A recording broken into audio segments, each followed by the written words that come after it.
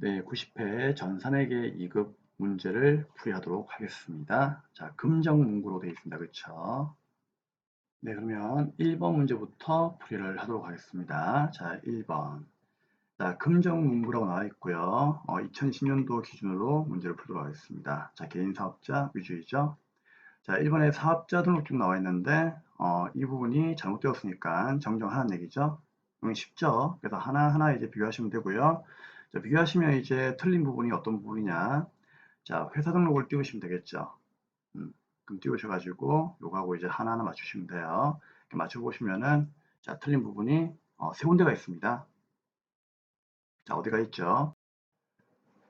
먼저 등록번호가 조금 다르죠. 그렇죠? 등록번호가 다르니까 등록번호 고치시면 되고요. 그리고 첫 번째 틀린 부분이고, 그 다음에 소재지가 지금 주소가 안 맞죠. 이것도 틀린 부분이고, 그 다음에 업태, 종목이 현재 안 맞습니다. 그렇죠? 이 세 군데를 여러분들이 고쳐주시면 되겠습니다. 그러면 화면 띄워서 자, 고쳐보겠습니다. 사업자 등록번호는 몇 번? 62101.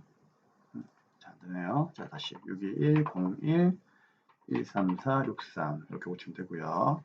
그 다음에 이제 주소가 맞았죠. 자, 사업장 주소가 부산광역시 금종구까지는 맞는데, 그쵸?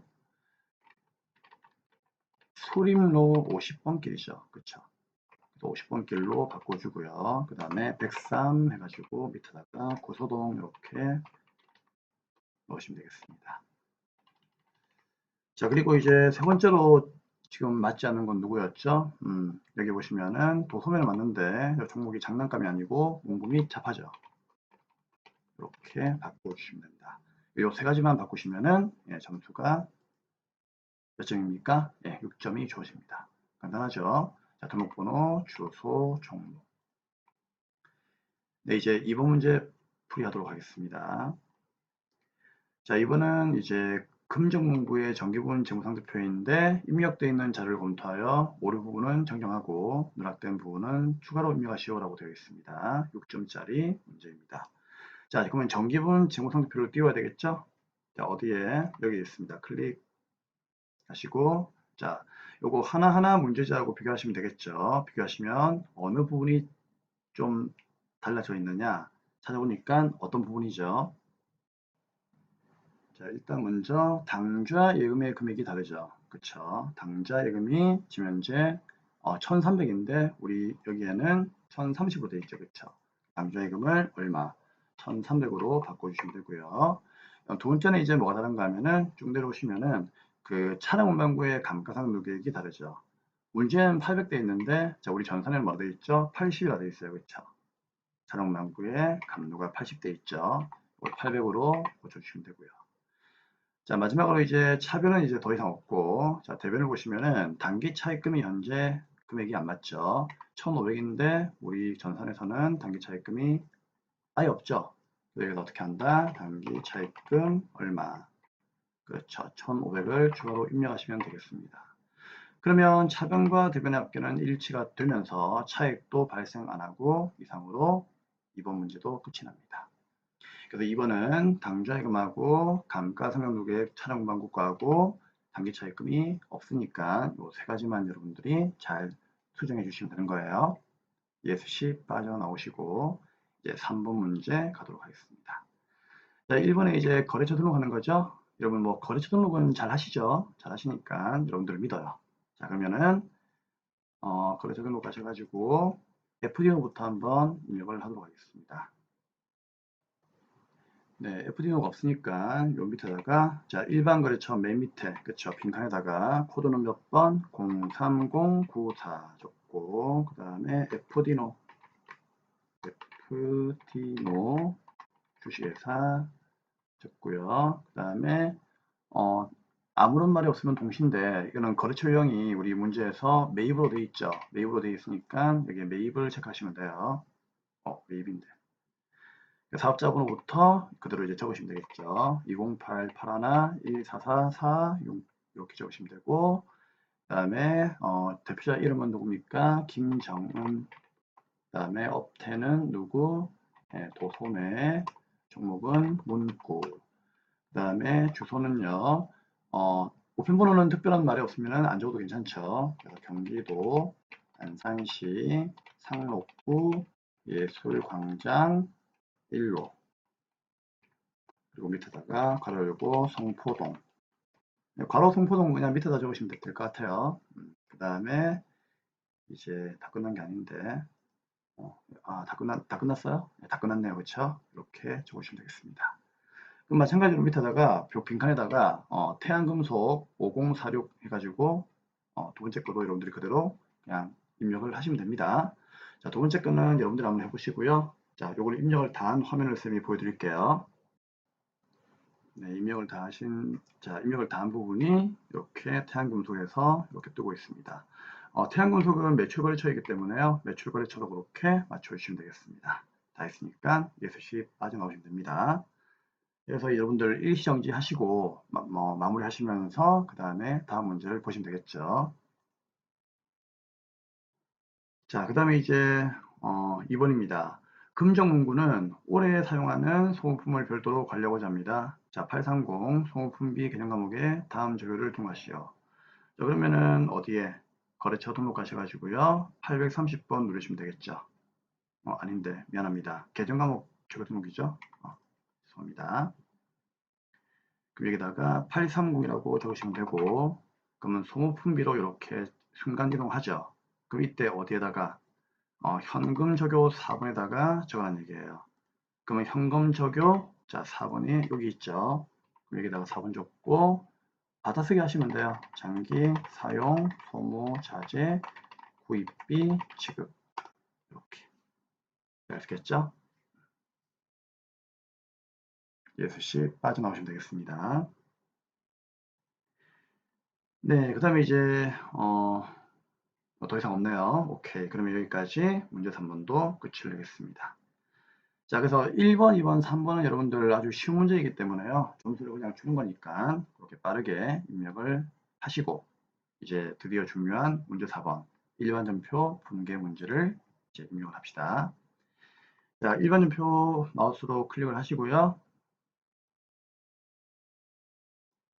자, 1번부터 한번 풀어볼게요. 7월 13일 날에 업무용 오토바이의 주유비를 신용카드로 결제하고 다음과 같은 신용카드 전표를 수취했답니다. 자, 그러면은 이게 어떤 얘기죠? 오토바이에다가 기름을 넣었다는 얘기죠.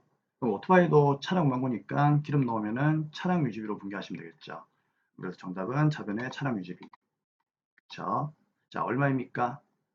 보니까 2만원 돼 있죠. 그래서 2만원 이렇게 입력하시면 되고, 카드는 외상이니까 당연히 뭐다? 장사가 아니죠. 대변에 미지급금 이렇게 분개하시면 됩니다. 미지급 비용도 맞다고 해주는데요. 우린 그냥 배운 대로 합시다. 미지급금으로 그냥 가도록 하죠. 자, 그러면 이제 분개할게요. 7월 13일 날 차변에 차량 유지비. 자, 우리는 유통기업으로 분개를 하는 거기 때문에 800번째 쓰면 되죠. 차량 유지비, 판매비와 관리비 얼마? 2만원 적으시면 되고, 그 다음에 대변에 카드를 껐으니까 미지급금, 부채 증가, 그쵸? 자, 부채 증가 거래처는 누굽니까? 예, 카드는 무조건 거래처를 카드로 달아라. BC카드로 당연히 달아주셔야 됩니다. 2만원. 차변의 차량 유지비, 대변의 미지급금 확인 잘 하셔야 됩니다. 네, 이제 2번 문제 보겠습니다. 자, 주차장으로 사용할 토지를 2천만 원만큼의 준선 상사로부터 매입을 하고 대금은 당좌 수표를 발행하여 지급을 하였습니다. 토지의 취득 시에 취득세 92만 원만큼은 현금으로 주었습니다. 자, 그러면 이 문제는 토지를 구입을 했죠. 그러면 들차나대 들어온다 어느 변 차변의 토지 얼마입니까? 2천만 원에 취득세 92만 원도 더해야 되겠죠. 그렇죠? 취득 시의 비용은 원가에 포함한다. 그래서 토지가 2,092만 원 되는 거예요. 자, 그럼 이제 돈 줘야죠. 돈 주면 나가죠. 나간다 대변에 수표를 줬으니까 당좌예금 2천만 원 나가고, 그쵸? 취득세는 현금으로 줬으니까요. 92만 원만큼은 현금이 나가는 거죠. 이걸 그대로 분개하시면 되겠습니다. 자, 그러면 이제 8월 12일로 가볼게요. 자, 토지를 사왔다. 들어온다 차변에 토지 얼마? 2,092만 원. 왜? 취득세를 포함해야 되는 거니까. 그러면 대변에 돈 줘야 되겠죠. 수표를 줬으니까 당좌 예금이 나간다. 얼마? 얘는 2천만 원치만 끌어준 거고요. 그럼 92만 원의 취득세는 현금으로 준 거니까 대변에 현금이 92만 원 되겠습니다. 네, 3번 문제 풀어볼게요. 사업주가 가정에서 사용할 목적으로 컴퓨터를 국민카드로 100만 원에 구입했습니다. 사업주가 자기 집에 사용해야 되는 컴퓨터를 사면서 회사의 카드를 꺼었다는 얘기죠. 그럼 이건 뭐예요? 사업주가 자기 마음대로 쓴 돈이죠. 이런 걸 뭐라고 하죠? 인출금. 그렇죠. 그러면 인출금이라고 하는 자본의 차감 계정을 차변에 공개하시면 되고, 우리 자본 수업 때 공부했죠? 자, 개인 회사의 자본 공개하시면 되고, 자, 카드를 껐으니까 부채가 증가하죠. 장사와 관계없으니까 대변에 미지급금. 그렇죠는 국민카드를 반드시 달아주셔야 됩니다. 자, 그러면은 9월 11일 날에 차변에 자본의 창화 계정인 인출금을 공개하시면 되고요. 얼마? 100만 원. 그리고 대변에 이 아이를 카드로 껐으니까 카드는 외상이죠. 장사 아니니까 미지급금으로 부채를 증가시키면 되는 겁니다. 저는 국민카드. 여기까지가 답이에요. 자, 참고로 이제 이 인출금은요, 나중에 결산되면 어떻게 됩니까? 차변에서 대변으로 사라지면서 우리 회사의 자본금에서 빼면 되겠죠. 인출금은 결국 점주가요, 자기 마음대로 우리 회사의 자본을 뺏은 거기 때문에 나중에는 인출금 대변에 사라지면서 자본이 감소합니다. 알고 있죠? 자, 이걸 기억 안 나시는 분들은 자본 파트를 꼭 보셔야 돼요. 자, 별표 중요할 수 있다. 자, 이제 4번입니다. 10월 1일 날 금정문구는 소유한 창고를 민철산업에 임대하기로 하고 임대 보증금의 잔금을 민철산업이 발행한 당좌수표로 받았습니다. 여러분, 그 민철산업이 발행한 당좌수표는요, 내가 발행한 수표가 아니죠. 그러면 타인이 발행한 수표니까 뭐다? 현금이 들어온다는 얘기예요. 단, 계약금의 계약서 작성일인 7월 1일 날에 현금으로 이미 받았으며, 그쵸? 그러니까 계약금은 7월 1일 날 이미 받았으니까 선수금으로 분기가 되어 있겠죠. 그래서 이 부분은 선수금으로 분기가 되어 있다는 얘기예요. 선수금 꼭 기억하세요. 그리고 별도의 영수증은 발행해 주었다라고 나와 있습니다. 자, 그러면 우리 보니까 부동산 임대차 계약서가 나와 있고요. 그렇죠? 자, 우리는 보증금에 대한 그 분개만 하면 되는 거기 때문에 보증금만 찾으면 되는 거예요. 자, 계약 내용에 보니까 보증금이 얼마? 1,000만 원 돼 있죠. 그럼 이것만 여러분들이 찾으시면 되는 거예요. 그렇죠? 근데 계약금은 뭐라 되어 있습니까? 100만 원만큼. 그럼 100만 원이면은 1,000만 원에 100만 원이니까 이 100만 원만큼은 뭐다? 계약 시에 지불했다는 얘기죠. 그러면 이 100만 원이 바로 누구다? 여기에서 말하는 7월 1일 날에 현금 받은 거, 이걸 얘기하는 거예요. 그렇죠? 그럼 나머지 900만 원만큼 뭐다? 10월 1일 날에 지불한다고 되어 있네요. 그러면 10월 1일 날이 오늘이니까 오늘, 그렇죠. 그 잔금이 민철이가 발행한 수표가 들어온 거죠. 그렇죠? 자, 그럼 이제 분담해 볼까요? 그러면은 차변에 일단 선수금이라고 하는 것은 여러분들 부채이잖아요. 자, 정 어려우면요. 7월 1일 날로 가시면 돼요. 그럼 7월 1일 날에 보니까 자, 분담해 볼까요? 차변에 현금 100만 원, 대변에 선수금 100만 원 되어 있잖아요. 그러면 7월 1일 날에 보증금의 일부인 100만 원을 미리 받으면서 선수금으로 잡았다는 얘기죠. 그게 100만 원이에요. 그럼 드디어 이제 오늘 우리가 계약금을 보증금을 받는 날이니까 드디어 이 선수금 100만 원만큼이 차변에 사라진다는 얘기죠. 근데 1,000만 원 중에서 100만 원 빼면 잔금이 900이니까 이 900이 뭘로? 민철이가 발행한 수표가 들어왔으니까 결국 타임 발행 수표, 현금이 900 들어온다는 얘기죠. 그러면 차변에 현금은 900이 들어오고 100만 원만큼은 예전에 공개했던 선수금 사라지는 겁니다. 그리고 대변에 뭐다? 임대 보증금이라고 하는 부채가 증가하는 거예요. 자, 임대보증금은 여러분들 왜 부채입니까? 세입자가 방을 뺄 때 갚아줘야 되는 거기 때문에 부채예요. 그래서 임대보증금도 민철산업이라고 하는 거래처를 반드시 달아주셔야 됩니다. 그리고 대변에 얼마? 1,000만 원이 답이 되겠죠. 자, 이거 분개하시면 되는 거예요. 자, 그러면 분개합시다. 10월 1일 날. 일단 보증금 받았으니까 보증금 먼저 분개할게요. 대변에 뭐? 임대, 보증금, 부채 증가. 왜? 갚아야지. 방 뺄 때 갚아야지. 거래처 누구? 민철산업. 그래서 임대보증금도 거래처를 달아야 됩니다. 돈 받을 거, 돈 갚을 거는 거래처를 다는 거 알고 있죠? 자, 얼마? 1,000만 원. 그러면 차변에 돈 들어야 되는데 먼저 뭐가 사라진다?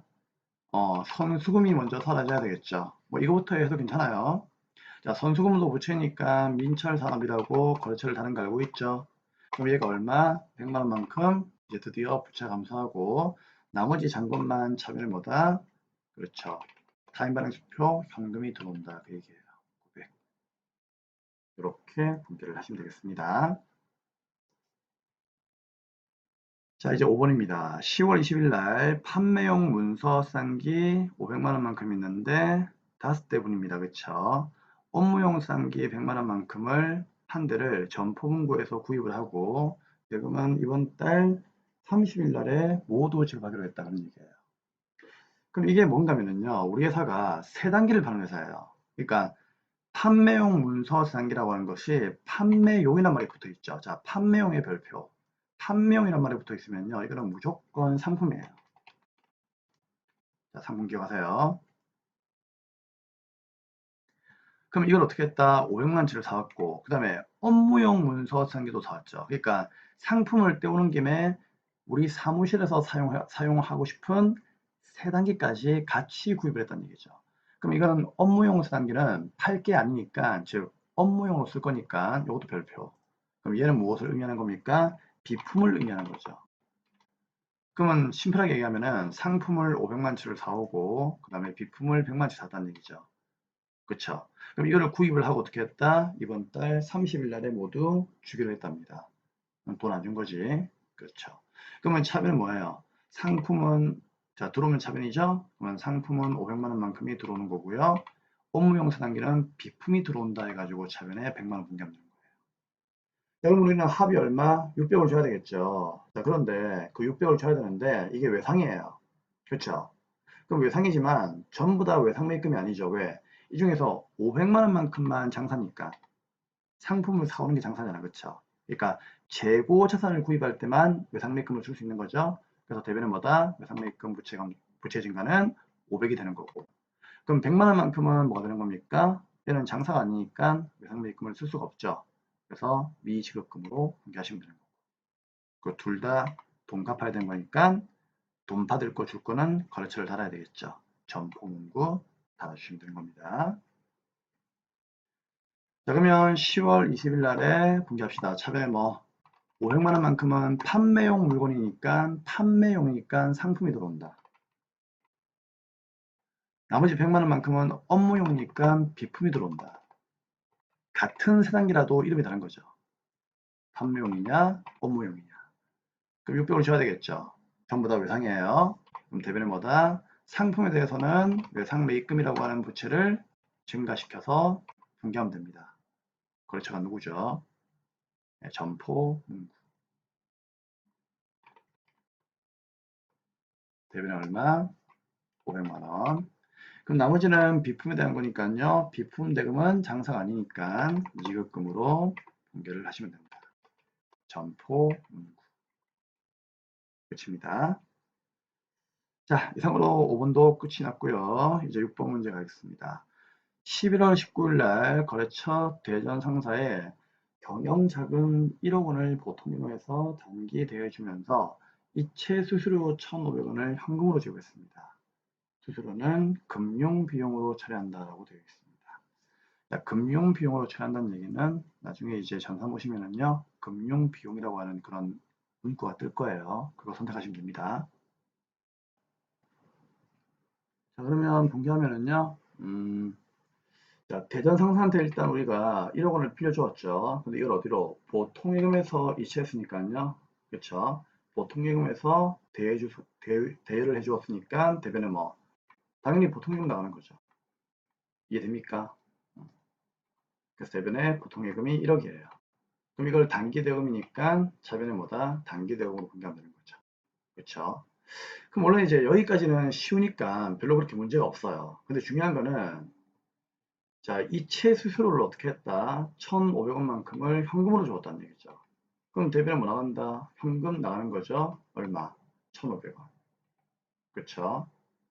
그러면 차변에 뭐다? 수수료를 우리가 준 거니까 이거는 수수료 비용으로 그냥 분류하시면 되는 거예요. 차변에 수수료 비용 이렇게 1,500원.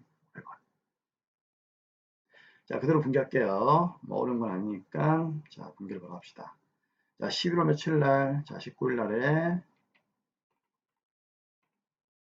자, 이 문제 좀 조심하세요.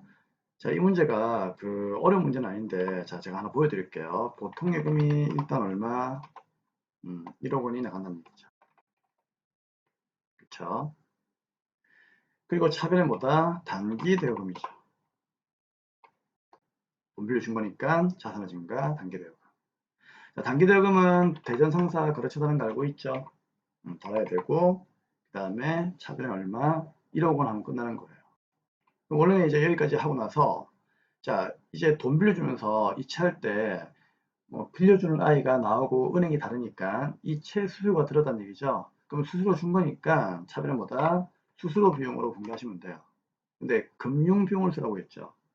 금융 비용이 이제 뭔가면요. 그 영업의 비용 코드인 900번대 수수료 비용이에요. 그래서 이거 쓰시면 됩니다. 근데 이때는 이제 우리가 문제를 낼 때 그 800번대 쓰는 것도 맞다고 해주었어요. 하지만 이제 금융 비용을 써라라고 하면은요, 여기에 금융 비용이라는 말이 나와야 되는데 안 나와 있죠. 그래서 이제 둘 다 맞았다고 그렇게 해준 것 같아요. 그래서 일단 금융 비용이라고 하는 것은 900번대이기 때문에 900번대 수수료 비용을 쓰시면 되고요. 얼마? 1,500원. 그리고 대변에 이 아이를 어떻게 했다? 현금으로 줬으니까 대변에 현금 얼마? 1,500원 이렇게 분개하시면 되겠습니다. 간단하죠? 자, 근데 이제 이게 중요한 게 뭐였는가 하면은 이 지금 이제 분개가 따로 놀고 있죠. 얘는 수수료 비용 현금 얘대로. 자, 위에 거는 또 위에 것대로 따로 놀고 있죠. 근데 원래는 이렇게 해도 있잖아요. 아무런 말이 없으면 이거는 정답이에요. 정답 처리를 해주는 게 맞는 거예요. 근데 우리 출제위원들은요, 이걸 하나의 전표로 입력을 하라. 그렇게 나올 수 있다는 얘기예요. 그러면 하나의 전표로 입력하는 얘기는 무슨 말인가 하면은 이 분계가 둘 다 여기에 보여야 되는 거예요. 그러려면 여기에 번호가 1, 1, 1, 1이 돼야 돼요. 그래서 이렇게 1번, 1번, 2번, 2번 다르기 때문에 따로따로 놓으니까 이거를 하나의 전표로 만드는 방법은 어떻게 하면 된다? 번호 수정을 누르시고요. 그럼 여기 커서 들어가죠. 그러면 1, 1이니까 이것도 1번. 그 밑에 것도 1번 이렇게 두 개를 1번으로 바꿔주시면 됩니다. 그러면 하나의 분계가 되어버리는 거죠. 이해하시겠죠? 그리고 나서 번호 수정을 한 번 더 누르시면 되겠습니다.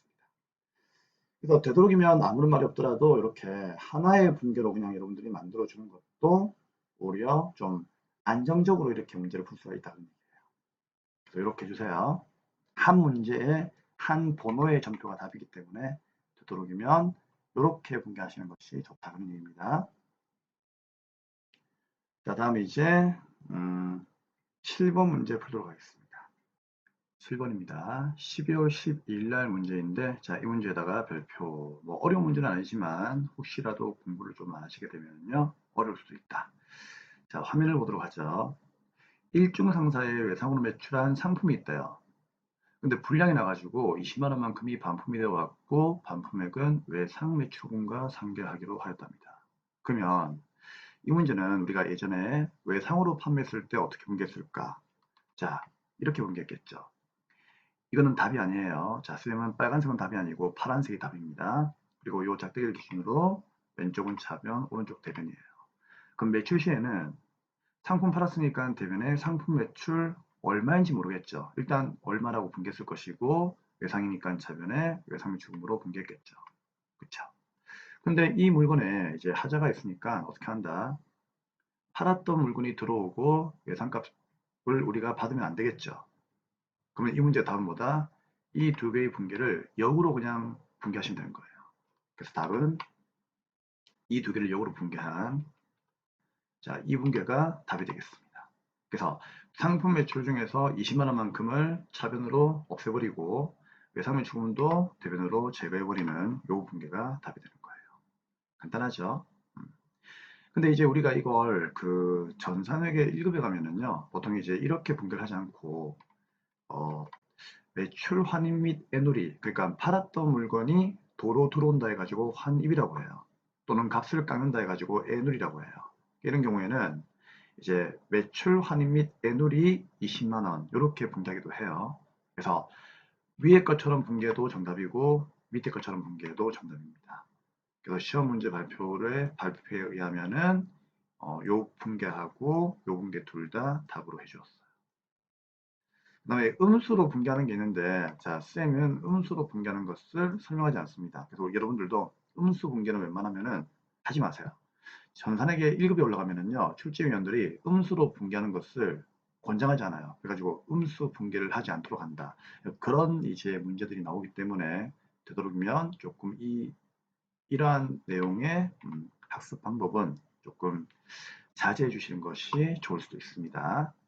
자, 그러면 이제 우리는 역으로 분개한 것을 답으로 하면 되니까 12월 12일 날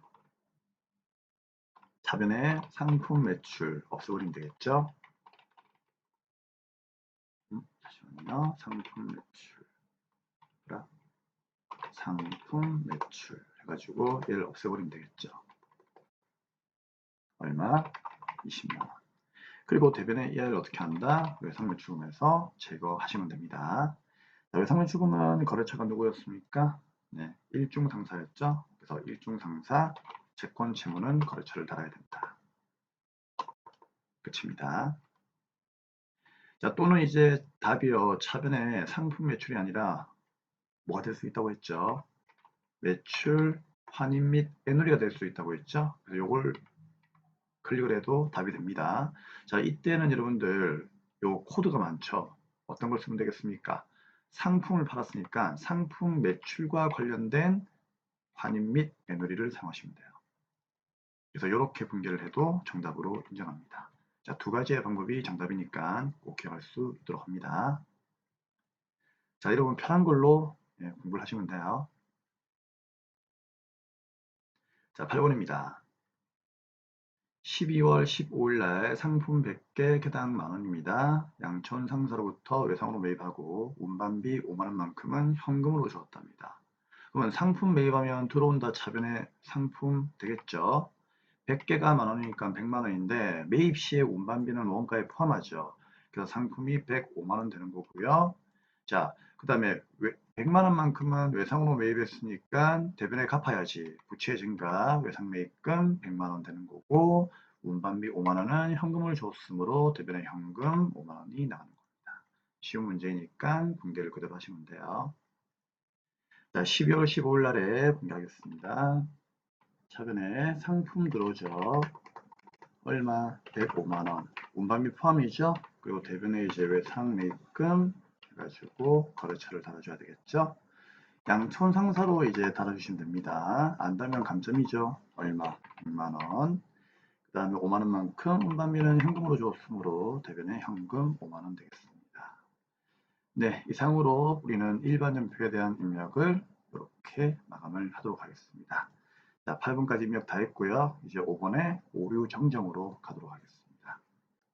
5번에 1번입니다. 8월 11일 날 거래처 남산문그로부터 입금된 297만원은 외상매출금 300만원만큼이 전액 입금된 것이 아니고요.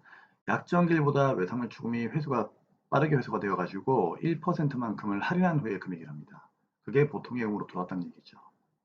그러면 우리가 받아야 되는 외상매출금은 원래 얼마였단 얘기입니까? 그렇죠. 300이었단 얘기예요. 근데 보통 예금으로는 297만원만큼이 들어왔다는 얘기죠. 이해되겠죠? 그러면 300만원의 1%가 얼마입니까? 3만원인데 그 3만원만큼이 내가 조기에 회수하면서 할인해 준 거죠. 우리 기본 강의 때 배웠다. 뭐죠? 매출 할인이죠. 자, 그러면 분계가 어떻게 되는지 한번 볼게요. 자, 8월 11일 날로 한번 가보시죠. 가보시면은 차변에 보통예금이 297만 원 들어왔다. 잘 돼 있죠.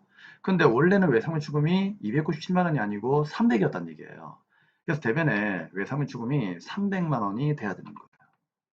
이거 이해할 수 있겠죠? 이게 이해가 안 되면은 기본 강의를 조금 보시든지 책을 보셔야 됩니다.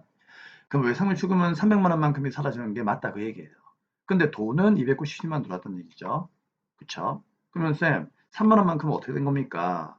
이 아이가 원래는 나중에 주기로 했는데 빨리 갚아주니까 내가 감동받아가지고 3만 원 빼준 거예요.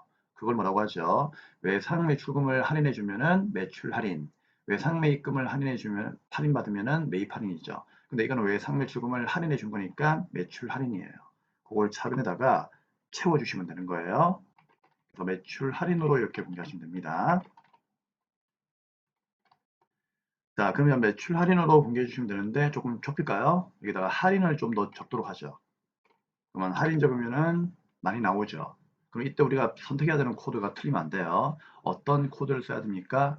내가 판매한 물건 보면 된다고 했죠? 그럼 판매한 물건이 뭐예요? 이게, 잠시만. 판매한 물건이 뭐라 되는지 안 나와 있다, 그렇죠? 원래는 이게 나와야 돼요. 출제위원이 이게 뭐 예를 들어서 상품에 대한 외상을 주고 이렇게 줘야 되는 게 맞는 겁니다, 원래는. 근데 이 문제를 자체가 전산회계 2급은 유통기업을 위주로 문제를 내기 때문에 아무런 말이 안 나와 있으면 상품을 팔았다 이렇게 생각하면 돼요. 그렇기 때문에 상품 매출 코드 403번을 쓰는 것이 정답입니다. 참고하세요. 얼마? 3만 원이 답이 되겠죠. 그래서 여러분들은 외상을 수급만 300으로 고치고 나머지 차변에 비어있는 금액을 매출 할인으로 조정하시면 된다. 이렇게 이해를 하시면 되겠습니다. 자, 그 다음에 2번입니다. 임차료, 자, 30만 원만큼을 보통예금에서 지급한 것으로 회계 처리한 거래는 실제로 보통예금 계좌로 임대료를 받은 것이랍니다. 그쵸? 야, 그러면 이거는 분계 자체가 그냥 다 틀렸겠다. 그쵸? 자, 11월 29일 날 가볼게요. 11월 29일 날. 잘 따라오고 있죠? 자, 그러면 이제 보니까 이게 보통예금에서 지급한 것으로 회계 처리를 했다는 얘기죠. 그럼 보통예금 나갔으니까 들차 나대 나간다 대변에 보통예금이 30이죠. 근데 이게 아니래요. 왜? 이게 실제로 보통예금이 임대료가 뭐죠? 내가 건물 주니까 월세 받는 거죠. 그러면 임대료를 그냥 받은 거란 얘기죠. 그럼 보통예금이 차변에 들어온 게 아니고, 참 미안해요. 보통예금이 대변에 나간 게 아니고 보통예금이 차변에 들어와야 되겠죠. 그럼 이 분계는 완전히 그냥 틀린 거죠. 그러면 좋은 방법이 뭐가 있을까? 그냥 아예 삭제를 해버리고, 자, 여기에 커서를 체크를 하고, 삭제를 한 다음에 그냥 아예 지우세요. 지우고 다시 분계하는 게 좋아요. 그러면 차변에 뭐가 들어오죠? 보통예금이 들어오고, 그죠? 얼마? 30만 원. 그리고 대변에다가 임대료라고 하는 수익을 발생시키는 겁니다. 그쵸? 네, 끝입니다. 그래서 얘는 월세를 주는 게 아니고 월세를 받는 거기 때문에 그냥 아예 삭제를 해버리고 다시 분결 하시는 것이 좋아요. 네, 이상으로 우리는 오류 정정까지 마감을 했고요. 이제 결산 문제 풀이를 하도록 하겠습니다. 네, 6번의 결산 문제입니다. 화면을 보도록 하죠. 우리 결산 문제는 첫 번째로 수동 분기를 먼저 직접 분기하시면 되고요. 그 다음에 자동 분기를 나중에 분기하면 되겠죠. 자, 자동 분기는 금액만 입력하시면 되죠. 자, 누가 있습니까? 기말 재고 조사, 그 다음에 대손, 감가, 요 세 가지. 자, 수동과 자동을 한번 골라볼게요. 자, 1번은 수동이죠. 2번 수동입니다. 자, 2번의 별표. 전산회계 1급에서 잘 나왔던 문제인데 원래 이거는 전산 세무에서 잘 나오다가 전산회계 1급으로 내려오면서 최근에는 전산회계 2급까지 자주 출제가 되고 있는 문제입니다. 좀 어렵게 생각할 수 있는 문제이기 때문에 별표를 좀 해놓으시면 되고요. 그 다음에 이제 3번의 감가, 요거는 자동이죠. 자동. 자, 4번의 기말 재고액도 자동입니다. 그럼 우리는 이제 1번과 2번을 먼저 풀면 되겠죠. 1번부터 보도록 할게요. 자, 결산 현재 별이 상사의 단기 대여금 500만 원만큼에 대한 기간 경과분. 자, 경과분이란 말이 무슨 말이죠? 단기라는 의미죠. 알고 있죠? 그럼 단기분에 받아야 되는 이자, 그렇죠? 단기분에 미수이자 62,500원을 계상하다라고 되어 있습니다. 분기하다 그 얘기예요. 그럼 분기하면 되겠죠. 그럼 단기에 내가 받지 못한 이자가 있었는데 우리가 이제 이거예요. 우리 경리가 돈을 못 받다 보니까 이 이자를 이자 수익으로 분개해야 되는데 그걸 분개 안 한 거예요. 안 한 거니까 계상하다. 지금 분개해 달라 그런 뜻입니다. 자, 그러면은 이제 결산이니까 12월 31일 날 수익 발생은 대변이죠. 그럼 대변에다가 이자 수익으로 분개를 하시면 돼요. 돈을 못 받아 보니까 우리 경리가 분개 안 했는데 지금 분개를 해달라는 얘기예요. 그게 얼마? 62,500원이죠. 그럼 이제 결산을 해야 되는 거니까 우리는 발생주의죠. 돈을 못 받았지만 그래도 수익 분개하고 그 다음에 받지 못한 수익입니다라고 알려주라는 얘기죠. 그래서 차변에 뭐 받지 못했다, 미수, 미수가 붙으면 자산이죠. 자산의 증가, 차변, 수익으로 분개하시면 되겠습니다. 자, 누굽니까? 네, 62,500원. 우리 미수, 미시급, 선급, 선수는요, 되도록이면 그 거래처가 나오잖아요. 그럼 거래처를 달아주시면 좋아요. 근데 이거는 채점 대상, 결산에서는 거래처가 채점 대상이 아닌 경우도 있지만 또 되는 경우도 있기 때문에 되도록이면 그냥 달아버립시다. 나와 있으면 달아주면 좋아요. 자, 누굽니까? 별이 상사. 자, 답지에는 뭐 안 달아도 된다라고 나와 있지만은 우리는 그냥 달아줍시다. 그렇게 습관을 들이시면은요 오히려 더 좋아요. 그리고 안 달아도 되는 걸 다는 거는요 감점이 아니기 때문에 오히려 출제위원들이 더 좋아할 수도 있습니다. 제 생각인가요? 네. 자, 그렇게 이제 하시면 되고 그 다음에 이제 2번입니다. 자, 2번이 정말 중요한 문제이죠. 자, 이번은 쌤이 필기 하나 해드릴 테니까요. 요거 하나만 필기합시다. 화면을 보도록 하죠. 화면을 보시면 하나은행의 보통예금 통장은 마이너스 통장으로 개설된 것이랍니다. 기말 현재 하나은행의 보통예금 통장 잔액은 마이너스 635만 2,500원이다. 단기 차입금으로 대체하는 회계처리를 하시오. 자, 이런 문제가 나오면은요. 자, 생각을 쉽게 하시면 돼요. 마이너스 통장은 그냥 단기 차입금이에요. 무슨 얘기죠? 내가 통장에 돈도 없는데 내가 돈을 뺐었다는 얘기죠. 그 말은 은행에서 돈을 빌린 거예요. 그래서 이 분계는 돈을 빌리는 분계를 하시면 되는 거예요. 그래서 이거는 깊게 생각하지 마시고요. 그냥 이 문제를 눈여겨보았다가 이런 문제가 나오면은 그냥 돈을 빌리는 분계로 그냥 회계 처리하시면 돼요. 그래서 보통예금의 마이너스 통장 관련 문제는 빌린 돈이 보통예금에 입금되었으나 이를 분계하지 아니하여 분계하면 된다 그 얘기예요. 이해되겠죠? 자, 그러면 내가 마이너스로 끊었을 만큼 당연히 갚아야지. 그쵸? 자, 문제 한번 볼까요? 자, 갚아야 되니까 당연히 뭐다? 대변에 단기 차입금, 부채 증가 635만 2,500원 이렇게 분기하면 되는 거예요. 그럼 그 돈은 어디로 들어왔을까? 당연히 보통예금에 들어왔겠죠. 들어왔으니까 내가 뺐었겠죠. 그쵸? 그 얘기입니다. 자, 그래서 쉽게 생각합시다. 마이너스 통장에 대한 문제가 나오면 단기 차입금 분기하시면 된다. 오케이. 그게 끝이에요. 자, 그러면 우리는 이제 차변에 분개합시다. 뭐가 들어온다? 보통예금이 들어왔습니다. 은행 돈을 마음대로 꺼내 쓴 거죠. 635만 2천원. 근데 이걸 분개 안 했으니까 분개하는 얘기예요. 그럼 나중에 갚아야지. 대변에 뭐 결국 돈 빌린 거니까 단기 차입금 부채 증가. 누구한테 갚아야지? 하나은행한테 갚아야지. 거래처를 달아주셔야 됩니다. 자, 이건 거래처 달아야 돼요. 안 달면 감점입니다. 자, 됐습니다. 그 다음에 이제 3번 문제 가겠습니다. 자, 3번과 4번은 자동이죠? 그러면 자동이니까 어디로? 이제 일반 점표는 필요 없으니까 ESC 빠져나오고 결산 자료 입력 클릭 엔터 엔터. 그럼 1부터 12월까지 맞추어지죠. 자, 그러면 이제 감가상각에 대한 내용인데 차량 운반구의 감가상각비가 25만원이고 비품이 15만원이죠. 그럼 이거 두 개만 넣으시면 된다. 그렇죠? 그럼 어디에다가 그렇죠. 밑에 판매비와 관리비에 있는 4번입니다. 자, 한 번씩 여러분들 그 경비에 있는 감가상각비를 물어보시는데 자, 우리는 알죠. 우리 전산회계 2급은 제조기업으로 공부하는 것이 아니기 때문에 시험 문제가 출제되는 게 아니기 때문에 그냥 제조기업에 대한 내용은 그냥 무시하면 돼요. 그래서 요거 쓰시면 안 되고요. 판매비와 일반 관리비에 감가상각비를 쓰셔야 됩니다. 자, 그럼 여기에 잊어버렸다. 자, 차량 방구 얼마? 25만원이죠? 그러면 여기에 차량 방구에다가 25만원. 그 다음에 비품에다가 15만원 넣으시면 되는 거예요. 간단하죠? 끝입니다. 자, 다음 두 번째. 마지막 문제이죠. 4번. 기말 상품 재고액은 500만원입니다. 자, 요 500만원만큼은, 기말 상품 재고액 위에 가시면은, 기말 상품 재고액이라 돼 있어요. 그쵸? 자, 여기에다가 넣어주시면 돼요. 그게 얼마입니까?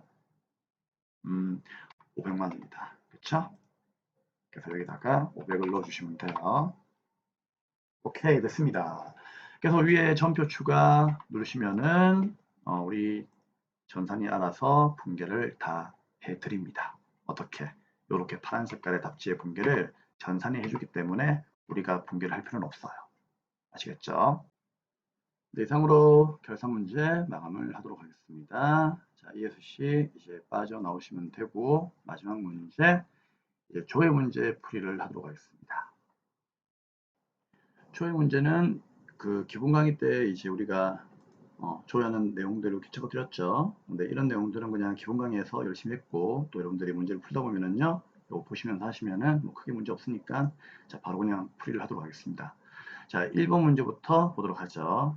1분기 1월에서 3월달 중에서 상품 매출이 상품이 아니고 상품 매출이에요. 상품 매출은 수익이죠. 가장 많은 달 나왔다. 오케이, 여기 포인트죠. 많은 달과 가장 적은 달에 적은 달도 나왔네. 그것도 포인트예요. 차이는 얼마입니까? 자, 쌤이 가장 많은 달, 가장 적은 달 이 말 나오면은 어디로 가라고 했습니까? 총계정 원장으로 가라고 했죠. 그러면 총계정 원장 가시면 돼요. 그러면 날짜를 1월부터 3월달까지로 조회를 하시면 되겠습니다. 그래서 1월부터 3월 말까지. 대신에 과목은 누구죠? 상품 매출을 물어보고 있다. 상품 매출이죠. 상품이 아니에요. 매출. 요걸 물어보고 있다는 얘기예요. 그래서 401번부터 401번까지 상품 매출까지 이렇게 놓으시면 돼요. 그러면은 상품을 팔면 나가면 대변이죠. 그럼 대변이 상품 매출 자리다 그런 얘기죠. 잔액 보시면 안 됩니다. 그 문제가 물어보는 건 가장 많은 달과 가장 적은 달의 차이가 얼마인가를 물어보고 있으니까 자, 요 셋 중에서 금액이 가장 큰 게 누굽니까? 3월 달에 6,250만 원이고 가장 작은 건 2월 달에 2,550만 원이죠. 그러면 여기 있는 금액에서 여기 있는 금액을 빼면 돼요. 그게 답이에요. 그래서 빼니까 답안지와 같이 얼마? 3,700만 원이 나오더라 그 얘기입니다. 다음 2번입니다. 6월 말 현재 비품의 장부가액은 얼마입니까? 라고 나와 있습니다. 그쵸? 그쵸? 자, 그럼 이런 경우에는요, 6월 말 현재란 뜻은 무슨 말이에요? 1월 1일부터 6월 말까지라는 얘기죠. 그럼 비품의 장부가액이라는 얘기는 비품의 취득원가에서 감가상각 누계액을 뺀 금액을 얘기하는 거예요. 그래서 이 장부가액은 여러분들 꼭 기억하세요. 취득원가에서 뭘 뺀 거다? 감가상각 누계액을 뺀 겁니다. 자, 이걸 꼭 아셔야 돼요. 취득원가를 얘기하면 안 돼요. 그쵸? 네. 자, 그러면은 얘는 어디 갈까요? 그냥 자산에 대해서만 그냥 묻고 있죠. 비품이라고 하는 자산에 대해서만 물어보기 때문에 재무상태표로 가시는 것이 좋을 것 같아요. 자, 우리 결산제 문제표에 재무상태표를 클릭하시고 여기에다가 6월 달로 놓게 되면은요. 이게 1월 1일부터 6월 말까지라는 뜻입니다. 여기 나와 있는 것처럼. 그럼 여기에서 이제 우리는 뭐를 비품을 찾으시면 되겠죠. 그래서 유형자산 라인에 비품을 보시면 돼요. 그렇죠? 얼마나 되어 있습니까? 900만 원이라 되어 있죠. 근데 이 900을 정답으로 하시면 안 됩니다. 왜? 취득 원가를 물어보면은 900만 원이 정답이지만 장부의 금액을 물어보고 있죠. 장부의 금액은 취득원가에서 감가상각누계액을 뺀 거예요. 그러면 감가상각누계액이 180만 원이니까 이 아이를 빼면은 720만 원이 정답이 되는 거죠.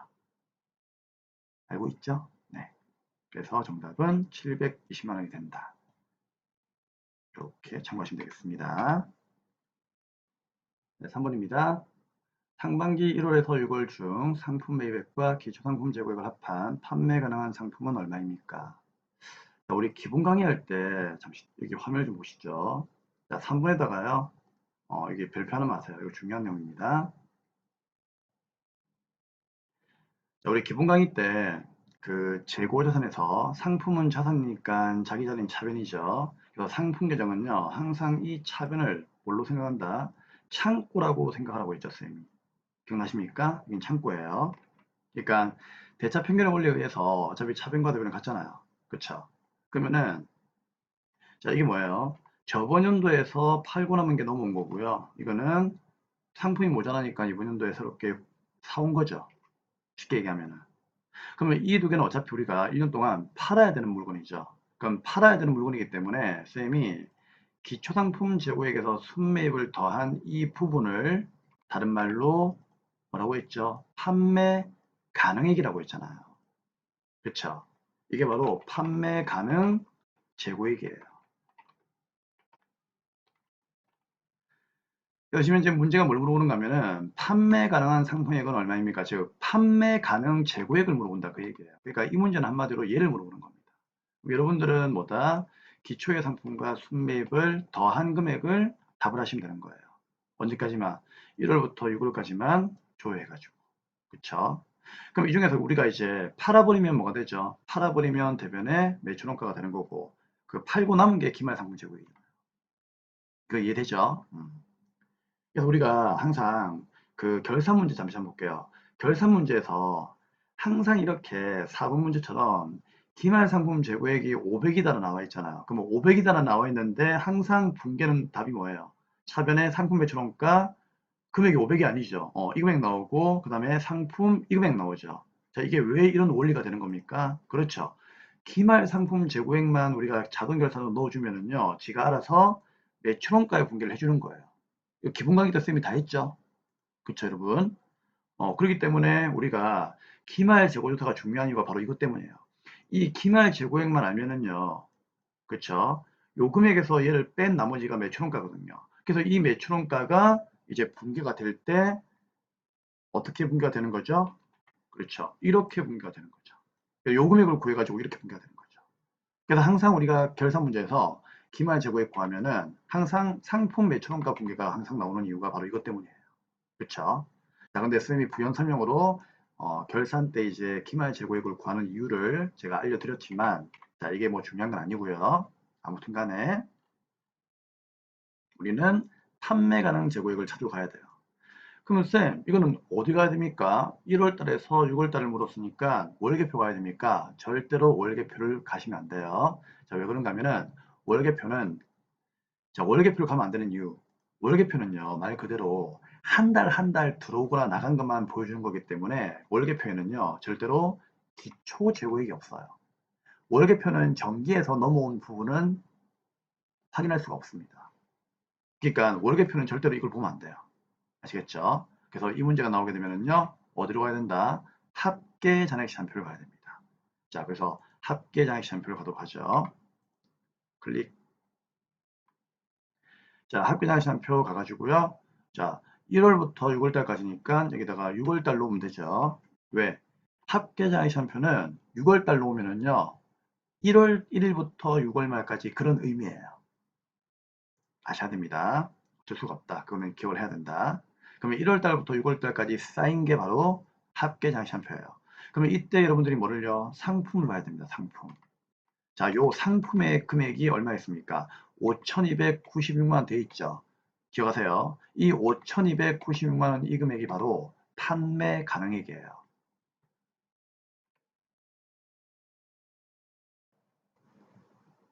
그래서 이 금액이 판매 가능액임을 무조건 기억하셔야 됩니다. 자, 그럼 이걸 한번 더블 클릭해 볼까요? 자, 더블 클릭하게 되면은요, 여기 위에 전기 2월이 있죠. 요 전기 2월이 그림에서 보고 있는, 그림 어디 갔지? 예, 요겁니다. 기초상품 재고액. 그리고 더블 클릭했을 때, 이제 요 전기 2월을 제외한 나머지 1월 20일부터 4월, 자, 어디까지? 자, 6월 25일까지 있죠. 요게 전부 다 매입한 금액이에요. 그래서 이거는 전기 2월이 기초상품 재고액이고 나머지가 전부 다 순매입이에요. 그렇기 때문에 여기 있는 상품 계정에 자, 상품 계정은 요 금액은 상품을 매입한 금액하고 기초가 섞여 있는 금액입니다. 그러면 얼마입니까? 5,296만 돼 있죠. 그래서 이 금액이 5,296만 원이에요.